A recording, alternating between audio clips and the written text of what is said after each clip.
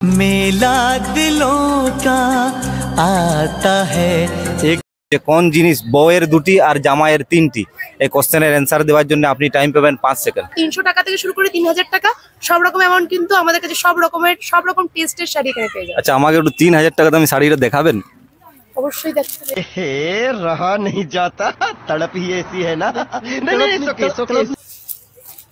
এই শাড়ি কিন্তু কথা বলে এইটাও সম্ভব নেই বলা হয় মানে বউ কথা বলে এরকম শাড়ি তো কথা বলে।